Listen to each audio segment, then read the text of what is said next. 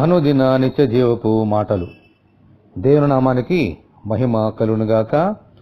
దేవుని వాక్యాన్ని చదువుకుందాము.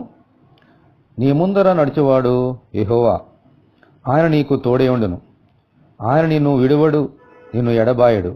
భయపడకుము, విస్మయమందుకుమని ఇజ్రాయేలీయులందరి ఎదుట అతనితో చెప్పాను. ద్వితీయోపదేశకాండము 31వ అధ్యాయము 8వ వచనము. మన బంధువులు, మిత్రులు, స్నేహితులు, ఆఖరికి మనలను కన్న తల్లిదండ్రులు కూడా మనకు ఎల్లప్పుడూ తోడుగా ఉండలేరు. సదాకాలము మనతో కూడా ఎడబాయకుండా ఉండేవాడు మనలను కొన్న యేసయ్య మాత్రమే. ఈ సత్యాన్ని గ్రహించినప్పుడు ఈ లోకంలో మనం ఒంటరిగా లేమని తెలుసుకుని ధైర్యముతో ముందుకు సాగిపోతుంటాం. ఎవరికి దేనికి భయపడము. ప్రభువా, ఎల్లప్పుడూ నాకు తోడుగా ఉండి నా చేయి పట్టుకొని నడిపించుమని ప్రార్థన చేసుకుందాము.